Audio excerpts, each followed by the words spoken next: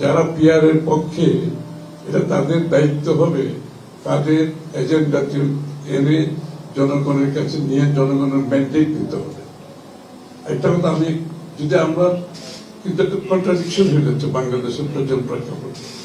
একটা কমিশন হয়েছে ঐক্যবদ্ধ কমিশন। আমার সাধারণভাবে আমি যেটা বুঝি, ঐক্যবদ্ধ কমিশন হয়েছে কনসেনসাস বিল্ডিং, অর্থাৎ যতটুকু ঐক্যমত হবে আমরা সেই জায়গাটা ক্লোজ করতে হবে, রাইট? আর যেখানে ঐক্যমত হবে না সেটা ক্লোজ করার তো দরকার নাই, সেটা প্রত্যেকটি দল তারা জনগণের কাছে নিয়ে যাবে, ম্যান্ডেট নিতে হবে। তো ইভেন ঐক্যমত যেটা হয়েছে এটাও তো ম্যান্ডেট লাগবে। বাংলাদেশের জনগণ আমাদের 20টা দলকে, রাজনৈতিক দলকে কোনো দায়িত্ব তো দেয় নাই যে আপনারা বসে বাংলাদেশের ভবিষ্যৎ ঠিক করে দেন। হু আর উই?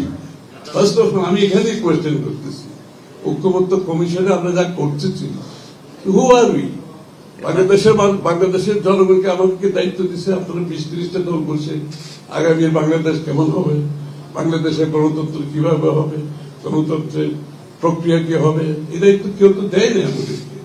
এটি একটা হচ্ছে আমাদের মানে ডেমোক্রেসিতে হচ্ছে conversation, dialogue, interaction is the process, ওইটার মাধ্যমে এই কাজটা আমরা করতেছি।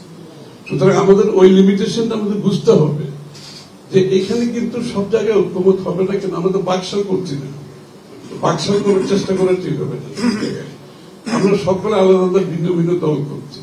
সুতরাং ভেরি ঐক্যমত কমিশন যে সবকিছু ডিসাইড করে দিতে পারবে এটা বোঝার কোনো কারণ নেই। ইউনিভার্সাল কার্ডিয়াক হসপিটাল, আপনার হৃদয়ের আরো কাছে।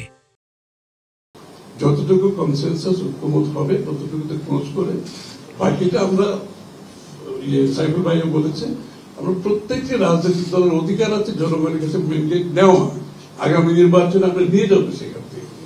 এখন এখানে যেমন বিএনপির 31 দফায় সবকিছু আসেনি, আমাদের তো কোনো সমস্যা নেই।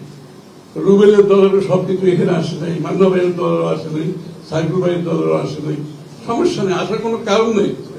কারণ প্রত্যেকের একটা নিজস্ব দর্শন, চিন্তা ভাবনা, আগামীর রূপরেখার চিন্তা আছেন তো সবাই। সুতরাং আমরা যে সব জায়গায় ঐক্যমত হবো তা তো না।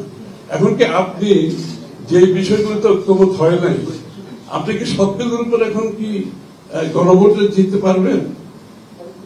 তাহলে এই প্রশ্নটা কেন আসছে? আমি এই কি বলবো, পিআর এর জন্য আমাকে গণভোটে যেতে হবে কেন?